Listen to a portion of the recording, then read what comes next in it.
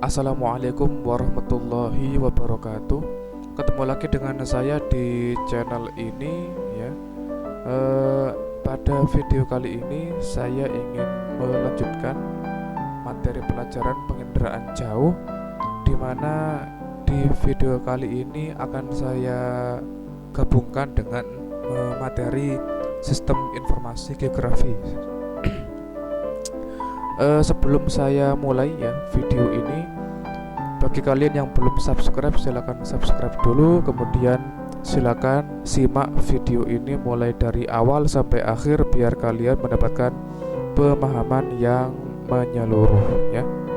Baik, kita mulai video ini. Ya, saya ingin menunjukkan kepada kalian semua bahwa citra penginderaan jauh ya, itu ada citra foto dan citra non foto ya. Nah, untuk citra foto itu bisa diperoleh melalui kamera ya, kamera biasa atau kamera DSLR dan sebagainya. Kemudian untuk citra non foto itu biasanya berupa citra hasil dari satelit ya. Nah, ini ada beberapa macam citra ya, baik itu citra foto maupun non foto. Ada berbagai macam gelombang elektromagnetik yang digunakan pada citra non foto nanti ya. Oke, kita tunjukkan yang pertama, yaitu citra dengan gelombang inframerah berwarna ya. Kita lihat, nah seperti ini. Oke, seperti ini ya. Ini inframerah berwarna seperti ini. Ini merupakan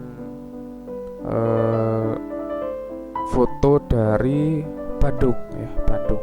Ini diambil oleh Baku Surtanal, Badan Koordinasi Survei dan Pemetaan Nasional ya. Ini seperti ini. Nah, untuk citra-citra inframerah berwarna ya, ini berguna sekali untuk mengetahui bagaimana suhunya ya, suhunya inframerah, suhu suatu daerah gitu ya. Ini dimana warna merah itu menunjukkan suhu yang lebih tinggi daripada yang warna hijau atau biru gitu ya. Nah, seperti ini juga ya. Ini ada foto di daerah mana ini? Ya, tidak tahu, tidak ada namanya ya. Yang jelas ini adalah daerah pertambangan ini sepertinya. Ya, seperti ini juga.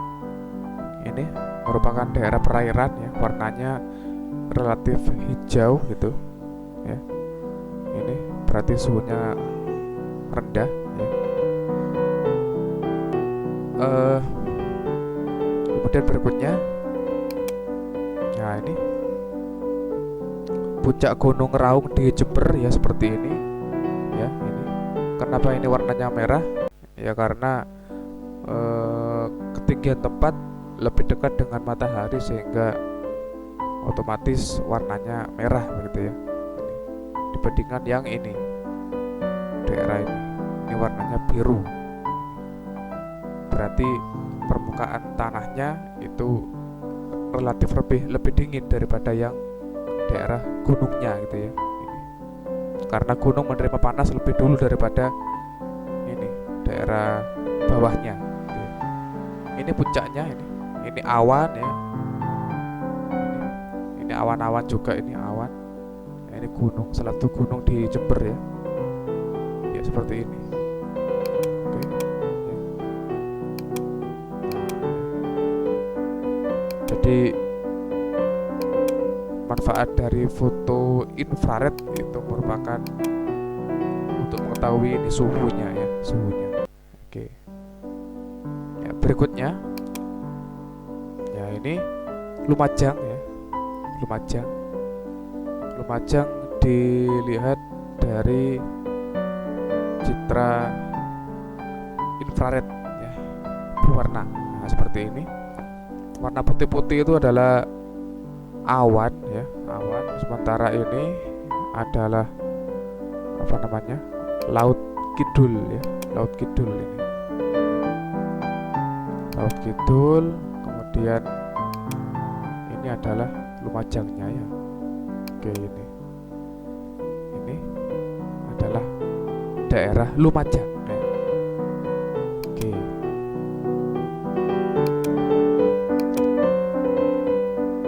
Oke ya, saya lihatkan. Nah, ini merupakan daerah laut ya, laut di area di mana, di Tonga ini, daerah Tonga. Tonga itu merupakan negara Mikronesia ya, atau Polinesia ya, di Samudra Pasifik ini ya. Nah, ini merupakan daerah kepulauan yang dikelilingi oleh samudra ya, Samudra Pasifik. Ini seperti ini. Ini jelas daerah perairan ya, untuk yang warna biru. Kemudian yang oranye, kuning ini merupakan daerah daratan ya. Ini ada gunung ini, seperti ini. Oke, lanjut. Nah, ini juga peta salah satu daerah di salah satu negara ini ya, di Jepang ini. Di Jepang ini merupakan daerah Jepang ya. Ini menunjukkan suhu udara di negara itu ya, suhu udara ya, melalui citra satelit. Jadi bisa diketahui suhu udaranya. Nah, ini ya. Ini kuning-kuning ini merupakan suhu udara yang relatif hangat ini ya. Sementara yang biru-biru dingin itu. Oke, lanjut. Ini juga merupakan foto infrared di daerah New Mexico, Amerika Serikat ya. Ini. Nah, ini ya. Ini foto dari New Mexico dengan menggunakan infrared, gelombang infrared ya. Ini foto dari NOAA, satelit milik Amerika Serikat ini. Oke, lanjut. Ya, di sini ya saya terangkan juga ini. Nah, ini ada keterangan latitude ya, ketinggian. Nah, ini ketinggian. Ada ini. Nah, ini ada latitude-nya.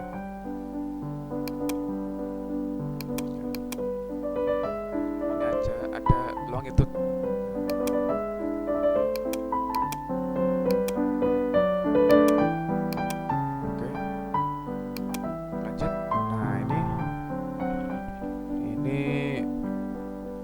Juga foto dari salah satu area ya, menggunakan infrared ya, infrared seperti ini. Jadi ini jelas ya, untuk daerah-daerah yang warnanya ini lebih gelap, ini berarti daerahnya dingin ya. Kemudian yang merah-merah ini merupakan perumahan penduduk, jadi menerima panas ya, lebih intens, menyerap panas ya istilahnya, sehingga warnanya merah ini, seperti ini ya. Oke, ini di Surabaya ini, Surabaya ya. Oke, ini lautnya, ini area Surabayanya seperti ini ya. Ya, ini warnanya merah, panas ya, Surabaya panas. Oke, nah ini ya. Ini daerah apa namanya, pelabuhannya. Ini juga daerah ini delta salah satu sungai di Surabaya. Oke, ini ya. Baik ya, ini ya. Oke, sudah. Itu merupakan contoh dari foto inframerah berwarna ya. Kemudian foto inframerah hitam putih, infrared hitam putih. Nah, seperti ini. ya. Nah, ini salah satu foto menggunakan gelombang infrared hitam putih ya. Ini menunjukkan area pegunungan di daerah Asia ini ya. Ini merupakan foto infrared hitam putih di salah satu negara ya, yaitu di Amerika Serikat ya, untuk mengetahui pergerakan angin ya, angin tornado. Nah, ini ya. Seperti ini ya. Oke, ini muter seperti ini. Jadi kelihatan sekali ya, dari citra satelit bisa dilihat ini cuaca suatu negara. Nah, ini ya. Ini yang putih-putih seperti bintang ini merupakan lampu ya, lampu negara itu. Lampu-lampu gemerlapan ya. Karena Amerika ini merupakan pengguna energi listrik paling besar di dunia, gitu ya. Ya, sampai-sampai ini apa namanya, listriknya ngimpor dari Kanada ya dan Meksiko ya. Saking besarnya energi listrik yang dibutuhkan ini ya. Oke, ini juga ya salah satu foto yang mirip seperti tadi ya, mengetahui pergerakan angin nih ya. Oke, itu untuk foto infrared hitam putih. Oke, berikutnya adalah dengan menggunakan gelombang multispektral ya, multispektral ya, seperti ini. Ini adalah salah satu foto citra ya untuk multispektral ya. Ini salah satu sudut di negara apa namanya, Uni Emirat Arab ya, Abu Dhabi ya, Abu Dhabi ini. Oke, ini pusat industrinya ini dan pelabuhannya seperti ini ya. Oke, ini citra satelit ini, jadi bisa melihat sampai detail ini ya. Ini ada hotel-hotel seperti ini, kolam renang ya, kolam renang ini kelihatan seperti ini, warna biru. Ini kilang minyak ini sepertinya. Oke, ini ada laut. Nah, ini juga ini ada kapal-kapal yang bertengger ini, berlabuh. Ini ada tanker-tanker ini kecil-kecil ini, tanker kelihatan kecil ya, padahal ya besar ya. Kita lihat lagi, ini adalah negara Haiti di Amerika Tengah ya. Seperti ini, kamera multispektral ya. Nah, warna-warna putih ini merupakan daerah perumahan ya, sementara hijau ini merupakan daerah persawahan. Ya, seperti ini ya, ini penampakannya dengan kamera multispektral. Oke, lanjut. Ya, ini salah satu sudut di Beijing ya, Tiongkok ya. Nah, ini sangat padat sekali. Ini juga menggunakan multispektral ya. Nah, seperti ini. Ini kalian tahu ini apa ini? Ini adalah kota terlarang ya. Kota terlarang, Forbidden City. Kalau kalian pernah lihat film-film Cina itu syutingnya sebagian besar di sini. Film-film kungfu ini, kota terlarang ya. Ini ya, kota Beijing sangat rapat sekali ini. Ya. Oke, ini perumahannya padat sekali ini, ya, padat sekali, ruwet ya. Nah, ini ya. Kalau dilihat besar gambarnya pecah, saking kecilnya. Oke, lanjut. Ya, ini salah satu daerah perkebunan di Amerika ya. Ini juga menggunakan kamera multispektral. Nah, ini juga ya Ini menggunakan satelit QuickBird ya. Gelombangnya multispektral juga ini. Entah ini di daerah mana tidak tahu ini ya. Oke. Nah ini nampak perumahan-perumahan. Ini ada laut ya jelas. Nah oke ini ya. Nah, ini juga kamera multispektral ya. Untuk salah satu hutan. Ini hutan. Ya. Lalu ini ada lagi yang multispektral seperti ini juga ya contohnya. Oke. Nah ya. Ini multispektral ini menunjukkan adanya aliran sungai di sini, jalur sungai. Ya ini yang warna merah ini. Oke ya. Ini bukan hasil kamera, ini memang ditandai yang hasil kamera ini ya. Ini. Oke sudah itu untuk yang multispektral. Lanjut ke gelombang pankromatik berwarna. Gelombang pankromatik berwarna. Nah ini ya.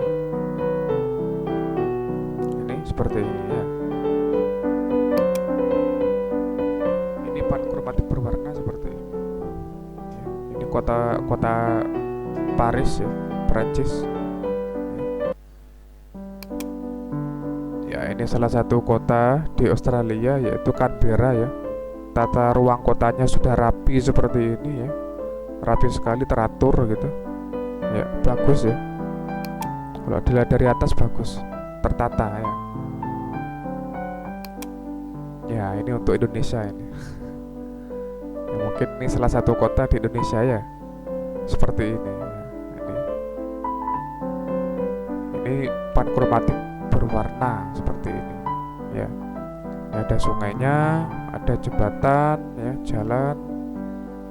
Dan ada persimpangan ya, kalian bisa ini mencoba-coba untuk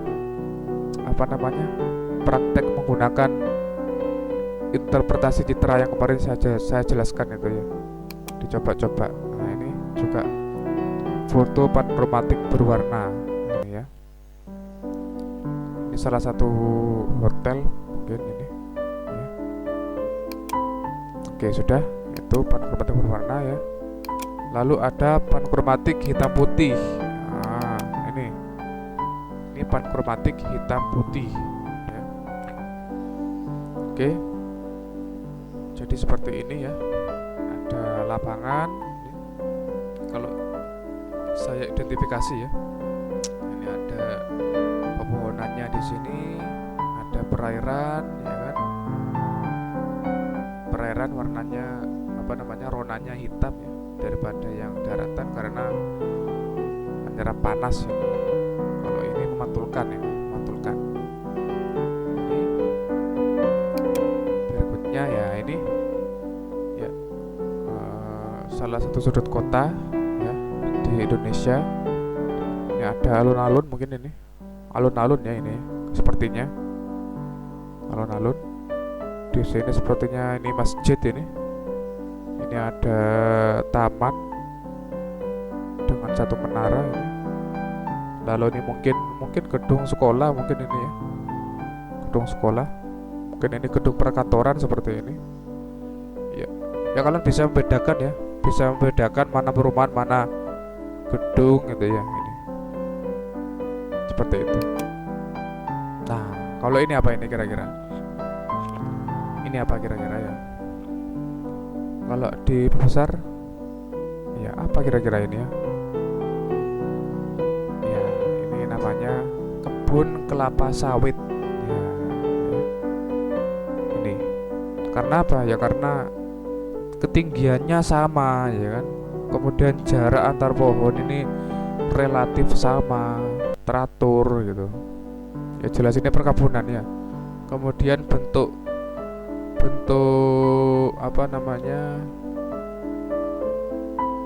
dahan-dahannya itu menyerupai ini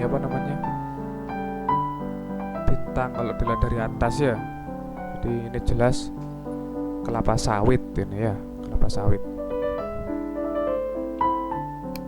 Oke, itu untuk pankromatik hitam putih.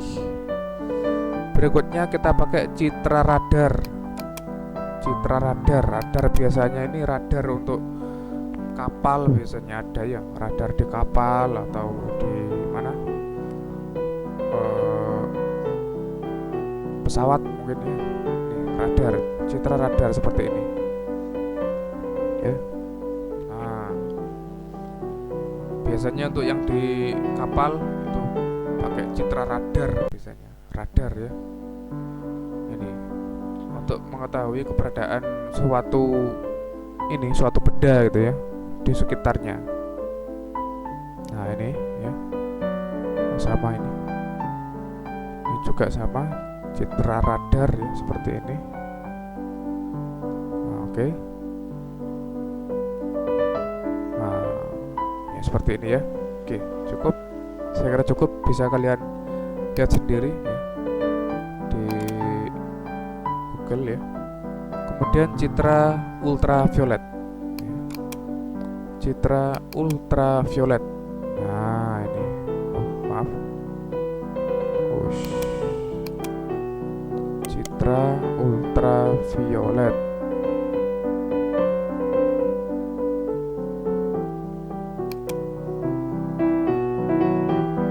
Nah seperti ini ya, seperti ini citra ultraviolet seperti ini. Oke. Biasanya ini untuk mengetahui apa namanya, iklim ya, iklim. Ini wilayah Amerika seperti ini. Suhu suatu tempat ini menggunakan citra ultraviolet ya.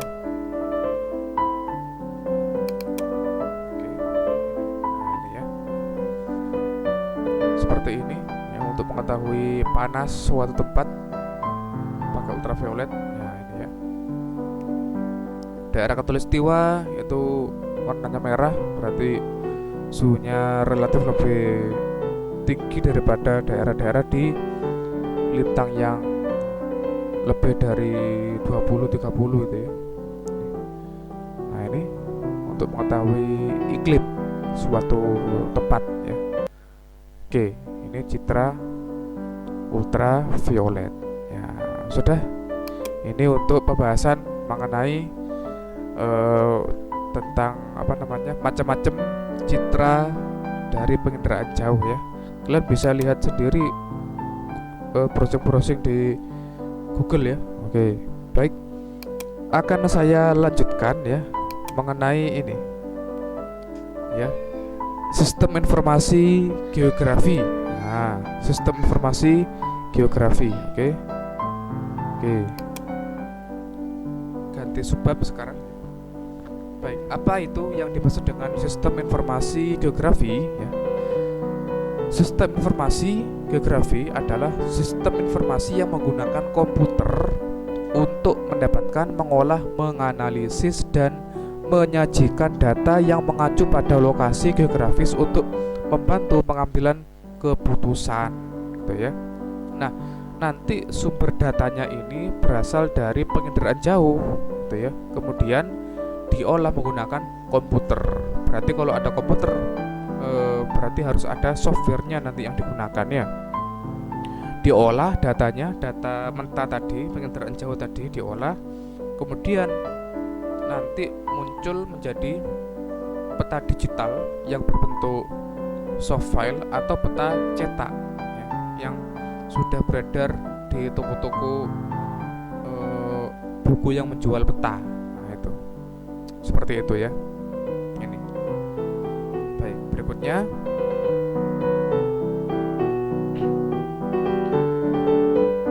mengapa harus SIG ya, mengapa?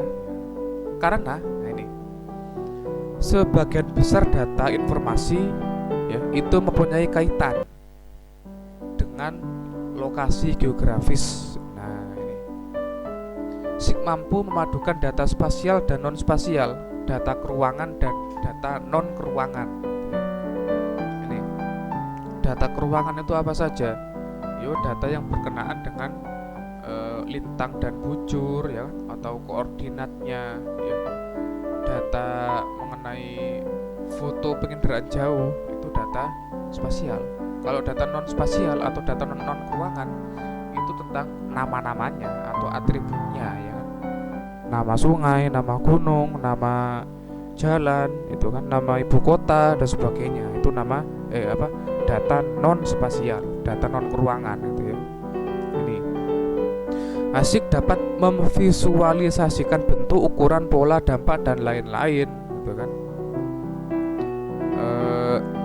Baik itu memvisualisasikan bentuk, baik itu berupa dua dimensi ya, dari data penginderaan jauh nanti dirubah menjadi dua dimensi ya.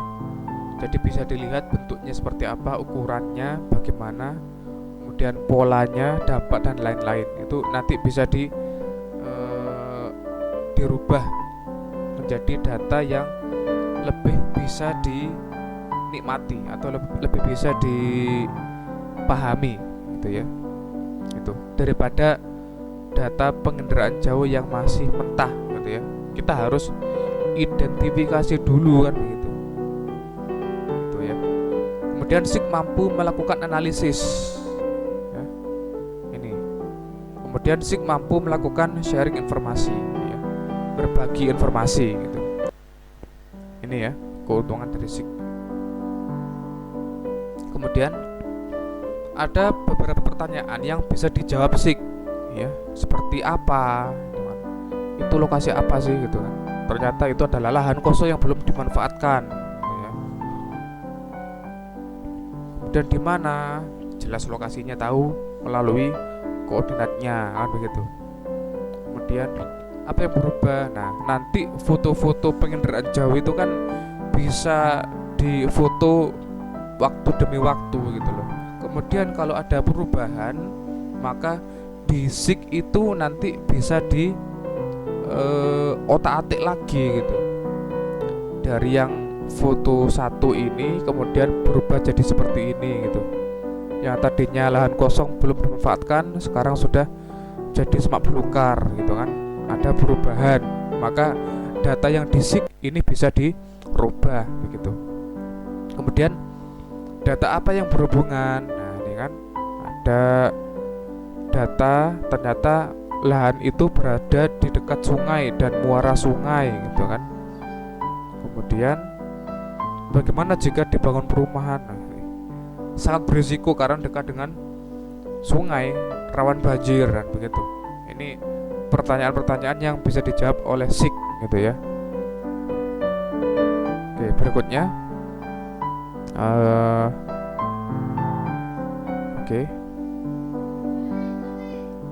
ya, mengapa kita tidak memakai peta analog atau peta biasa saja?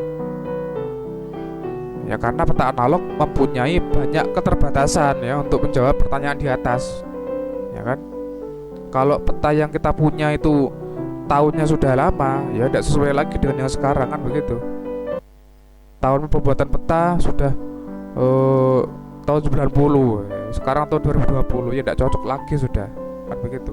Nah kalau di SIG datanya bisa dirubah-rubah gitu loh, sehingga data kalau SIG itu tidak banyak membutuhkan biaya gitu ya untuk pembuatannya istilahnya begitu, karena bisa disimpan dalam bentuk peta digital atau peta softwarenya saja kan gitu. Ini sebaliknya SIG lebih daripada hanya peta digital ya. Ini kemudian kita bandingkan beban kerja SIG dan peta analog seperti ini. Oke, dalam hal penyimpanan data untuk SIG itu sudah standar ya dan terpadu. Untuk peta analog skala berbeda pada standar yang berbeda ya, karena skala di masing-masing peta kan berbeda kan begitu, otomatis standarnya juga berbeda ya.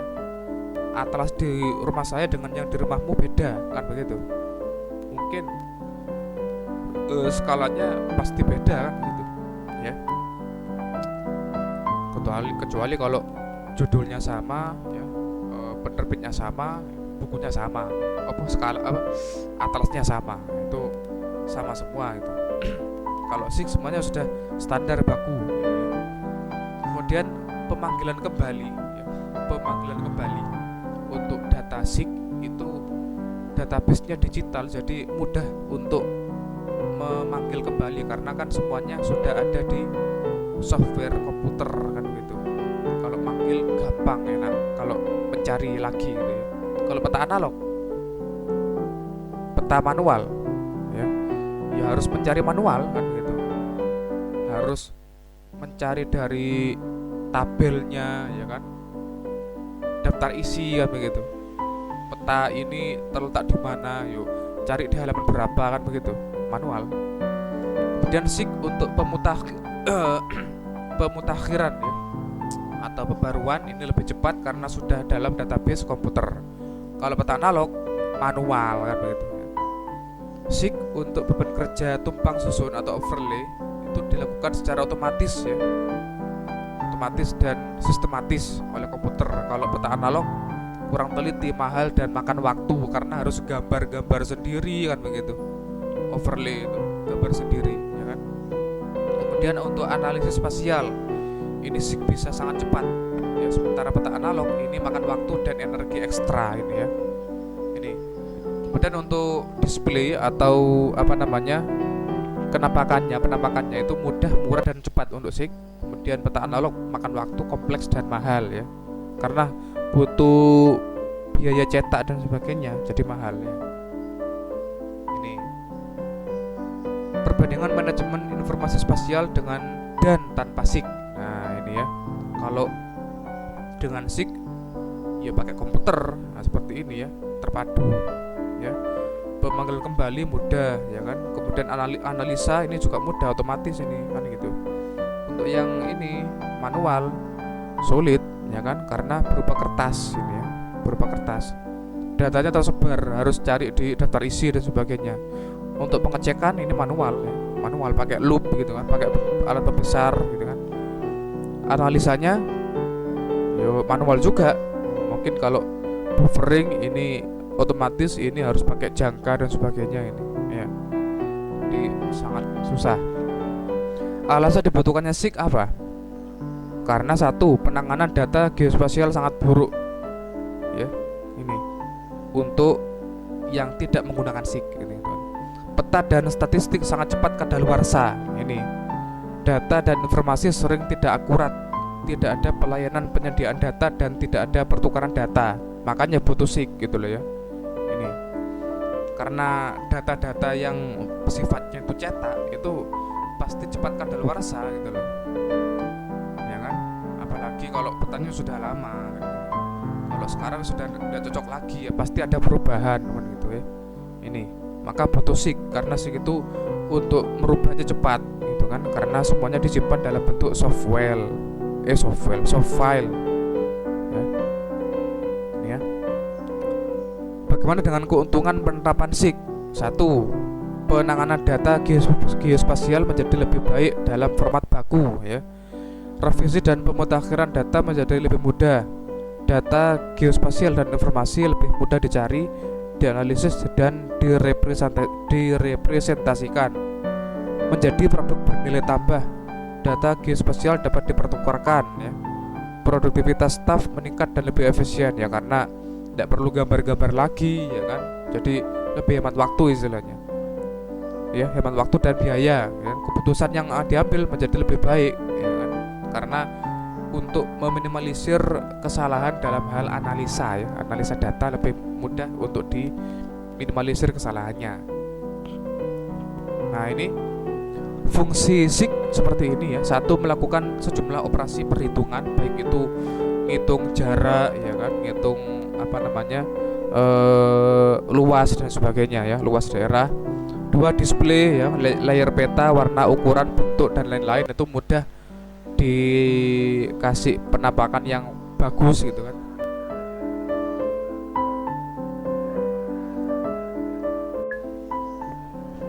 Ya, baik. Jadi fungsi SIG yang pertama yaitu melakukan sejumlah operasi perhitungan ya, seperti menghitung skala, menghitung jarak, menghitung luas dan sebagainya. Yang kedua, display ya. display ini penampakannya ya, berupa layar peta atau lapisan-lapisan peta, kemudian warna, ukuran, bentuk dan lain-lain. Ini sangat menarik gitu ya, daripada peta analog atau peta biasa. Yang ketiga, kompilasi database non spasial, jadi lebih tertata rapi begitu, mengenai nama-nama jalan, nama sungai, nama ibu kota dan sebagainya ya, itu tersimpan atau tersusun rapi. Kemudian 4, overlay. Overlay itu seperti ini ya, seperti ini, tumpang susun seperti ini ya. Jadi ini ada peta tanah ya kan, kemudian ada peta batas politik seperti ini, batas wilayah ya kan, ada peta topografi atau peta kontur, ada peta lain-lain ya. Jadi ini ditumpuk jadi satu seperti ini. Nah ya, ini namanya overlay namanya ya. Nanti kalau sudah digabung, nah untuk pemanggilan data lebih mudah ya kan begitu. Jadi satu peta digital hasil dari SIG bisa untuk menampung berbagai macam peta seperti ini nanti. Nah, ya, ini. Kemudian 5, buffering ya. Buffering ini membuat zona buffer ya atau radius pada jarak tertentu. 6, memperbaiki atau memperbarui data atau tayangan, tabel ya, tabel, istilahnya SQL namanya. 7, membuat hubungan-hubungan keruangan atau spasial. 8, membuat peta-peta tematik dan peta arahan yang berguna untuk perencanaan pembangunan wilayah. Nah ini seperti ini. Kemudian komponen SIG ya, komponen SIG ini ada perangkat keras, perangkat lunak, database dan pelaksana atau orangnya ya, SDM yang mengoperasikan. Kemudian ada prosedur. Nah, ini ya. Perangkat keras ini jelas berupa komputer ya kan, komputer, kemudian CPU ya, atau sekarang laptop, kemudian printer juga itu merupakan perangkat keras ya. Kemudian scanner juga itu perangkat keras. Kemudian perangkat lunaknya ini berupa software ya, software namanya kalau sering digunakan dalam SIG itu ArcView ya, ArcView. Kemudian ada database ya, tempat penyimpanan, kemudian orangnya SDM-nya yang melaksanakan, dan prosedur atau tata cara urutan gitu ya. Ini. Oke, nah ini perangkat lunaknya namanya ArcView. Nah ini ya, ArcView GIS. Nah ini mungkin sekarang ada versi yang paling baru ya. Ini yang paling sering digunakan oleh para pengoperasional SIG ya. Ini ArcView GIS. Ini kalian bisa mencarinya dan download ya. Tapi kalau untuk kelas 10 ini hanya pengetahuan saja ya, enggak harus praktek ya, enggak harus. Kalian praktek nanti di kelas 12 ya, kelas 12 ini. Saya tunjukkan sedikit di kelas 12, praktek sedikit ya, enggak banyak. Oke, nah seperti ini ya. Analisis peta geologi dengan menggunakan software ArcView seperti ini. Nah, ini contohnya, ini contoh ya. Contoh. Jadi di sini ada data peta yang sudah di overlay. Nah, nanti kalau kita pengen memanggil ya, tinggal diklik saja. Klik gitu. Nanti petanya muncul sendiri nanti. Nah, ini data yang sudah ditumpuk ini seperti ini ya. Oke. Sebagai pengetahuan, ArcView ini ya didirikan oleh Jack DeGermont dan Laura DeGermont ya pada tahun 69 ya. Dan mengembangkan ArcView tahun 91 ya. ArcView ini dikeluarkan oleh ESRI ya, Environmental System Research Institute. ArcView ini memiliki tampilan yang lebih menarik, interaktif, dan memiliki tingkat kemudahan yang tinggi sehingga lebih terkenal dan digunakan secara luas ya dewasa ini. Nah ini. Nah bagaimana proses SIG-nya? Nah, ya. Proses SIG itu seperti ini ya. Dari dunia nyata ya, kemudian datanya dikumpulkan lewat apa? Biasanya lewat pengenderaan jauh, lewat foto-foto citra foto maupun citra non foto ini tuh kan. Bisa dari foto satelit dan sebagainya. Lalu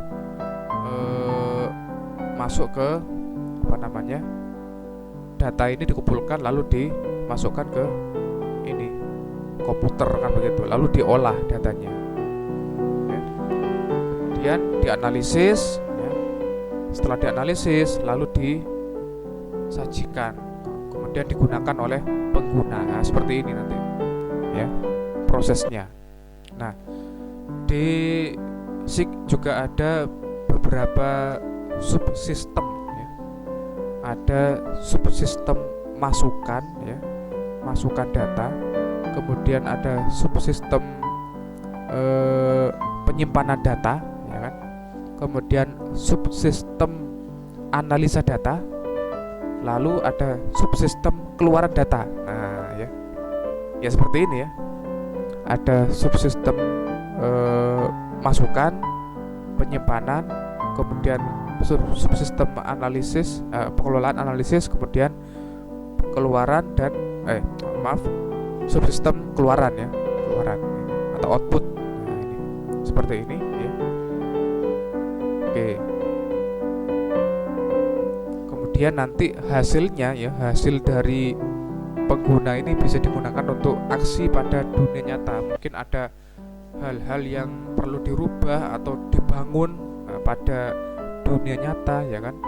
Kalau misalnya ini pihak perusahaan-perusahaan seperti perusahaan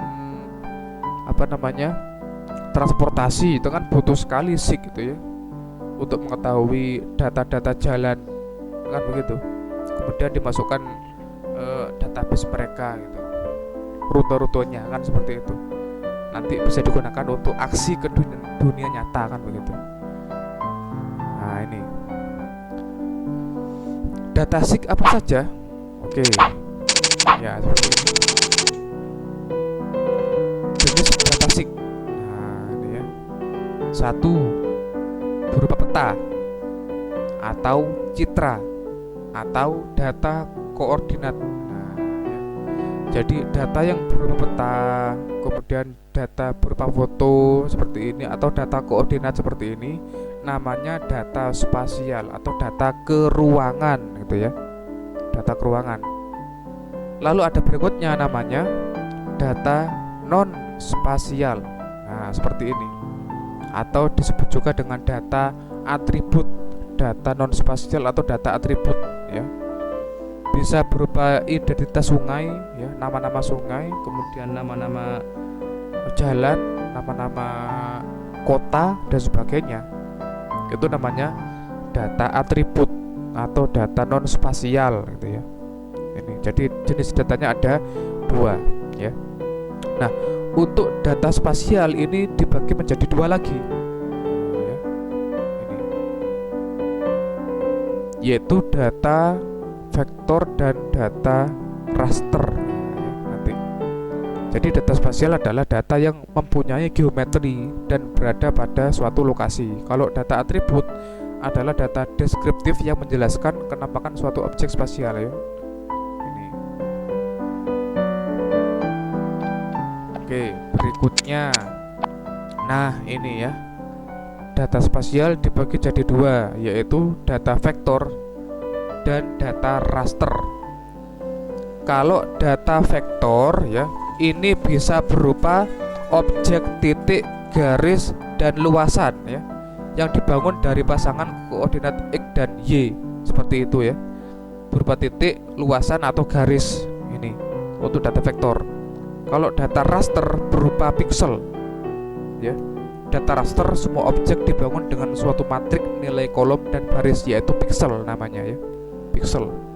Jadi kalau suatu foto udara atau foto citra satelit ya, itu kalau kalian perbesar itu kadang-kadang ada piksel yang pikselnya rendah, sehingga kalau diperbesar sedikit itu gambarnya langsung pecah dan di sana kelihatan kotak-kotaknya kan begitu. Lah kotak itu namanya piksel gitu ya. Makin besar kapasitas kualitas foto, biasanya pikselnya itu makin kecil gitu ya. kotaknya kecil-kecil gitu ya, sehingga kelihatan jelas sekali gambarnya. Oke, berikutnya hubungan antara data spasial dan data atribut. Nah, misalnya ini ya, ada lapisan atau layer peta jenis tanah. Nah, nanti tinggal penamaannya ini loh ya. Ada 4, 9, 11, 21 gitu. 4 itu data atributnya ini banyak ini kan. Untuk area nomor 4 luasnya sekian, area nomor 9 luasnya sekian, dan sebagainya. Ini namanya data atributnya ini. Sementara ini merupakan data spasialnya kan gitu. Jadi bisa istilahnya dihubungkan seperti ini. Nah, ini ya. Nah, seperti itu. Nah, jadi nanti bisa diamati atau dianalisa dengan lebih mudah ya, kalau nanti data spasial dan data atribut ini digabungkan ya. Oke. Nah, seperti ini ya. Jadi nomor 21 itu ya, area luasnya sekian, kemudian kode jenis tanah 15 ya, atau 15 itu. Apa nomor 15 itu? Ternyata tanahnya pH-nya 6,5, namanya tanah hitam gitu kan, atau tanah apa begitu. Nah, ini hubungannya seperti ini ya. Seperti ini. Jadi data-data ini sudah tersimpan rapi nanti di data atribut ya, di database nanti. Nah, sekarang aplikasinya. Aplikasi SIG. Oke. Nah, seperti ini ya. Misalnya ini ya, pada layer jenis tanah ya, untuk memilih suatu objek melalui pernyataan logika dengan menggunakan structured query language atau SQL ya. Misalnya seperti ini.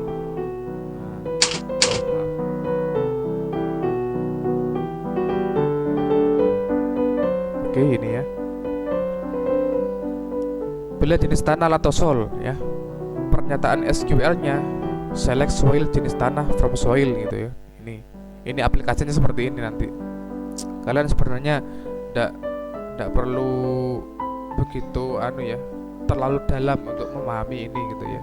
Ini hanya aplikasi contohnya saja, aplikasi SIG gitu ya.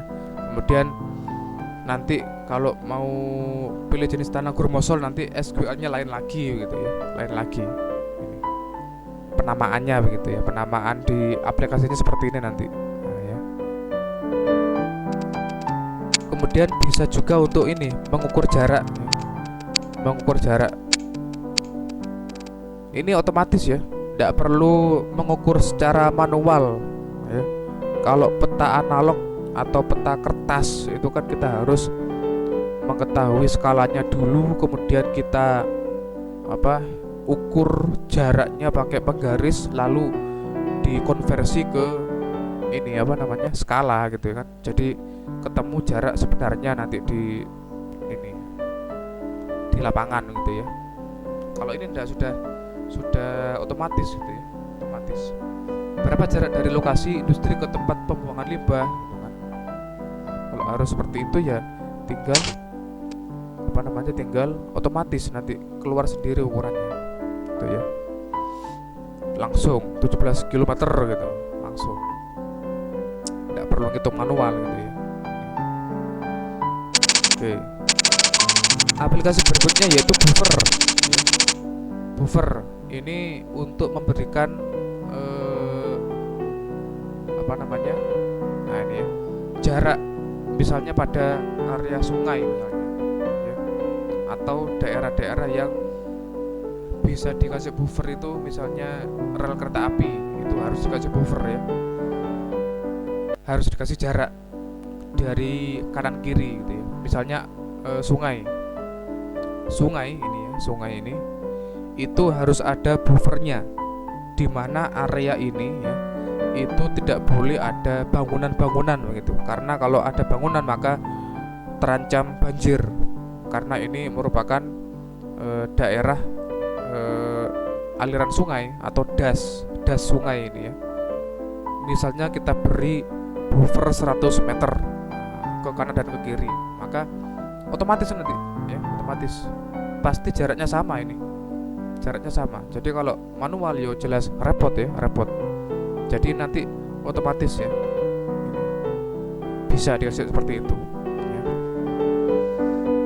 Nah, lalu berikutnya adalah overlay. Nah, overlay itu menumpuk peta ya. Ada peta 1, ada peta 2, input 1, input 2 ya. Misalnya saja ya, input 1 itu merupakan data peta tanah, peta jenis tanah misalnya. Input yang kedua itu merupakan peta batas wilayah, misalnya kecamatan nomor 1 ini. Ada 3 kecamatan, kecamatan 1, kecamatan 2, kecamatan 3 misalnya ini ya. Sementara di suatu kabupaten itu jenis tanahnya ada 4 misalnya. Nah ini A, B, C, D ya. Lalu digabung seperti ini. Maka di kecamatan 1 itu jenis tanahnya adalah tanah A dan B, kan begitu. Di kecamatan 3 itu ada 3, yaitu jenis tanah A, C dan D. Di kecamatan 2 ada 3 juga, yaitu tanah B sedikit ya, C dan D. Nah, seperti itu ya. Prinsip overlay seperti itu. Nah, kalau manual ya repot harus gambar-gambar manual. Kalau di SIG ini otomatis ya. Otomatis. Oke, berikutnya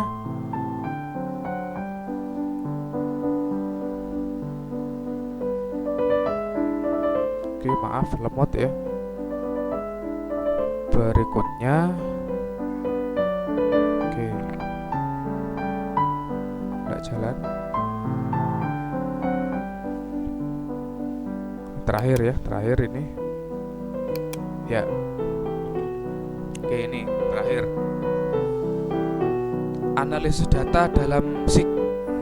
Oke, misalnya ini ada data peta 1 yaitu data peta jalan, lalu ada peta hidrologi, ada peta garis pantai, ada peta batas administrasi, ada peta geologi, ada peta penggunaan lahan, ada peta kepadatan penduduk, persebaran penduduk ya, kemudian lain-lain. Nah, kemudian ini di overlay ya, di overlaykan.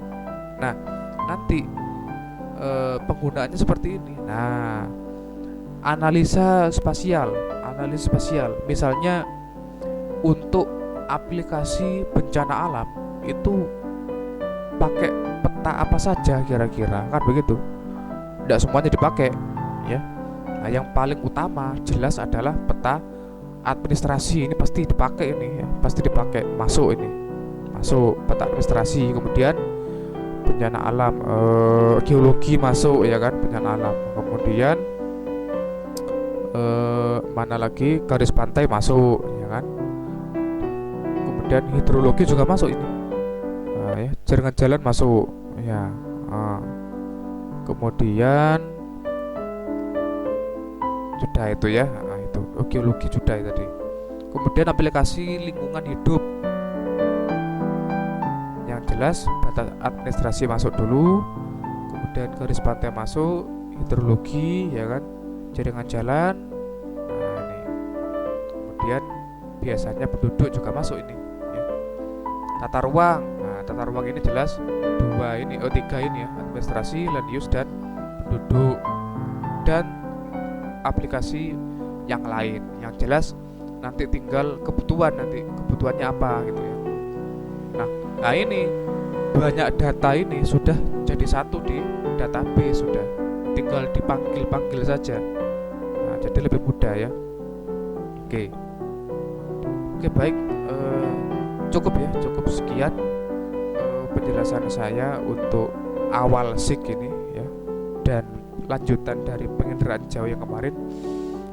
Di video selanjutnya nanti akan saya lanjutkan tentang subsistem yang ada di sistem penginderaan, sistem informasi geografi ya. Dan saya tunjukkan sedikit softwarenya nanti, sedikit saja, tidak usah banyak-banyak ya, karena sebetulnya hanya untuk pengetahuan saja, tidak perlu praktek gitu ya. Baik, sekian, terima kasih. Sampai ketemu di video saya selanjutnya. Jangan lupa kalian yang belum subscribe silahkan subscribe dulu. Terima kasih. Assalamualaikum warahmatullahi wabarakatuh.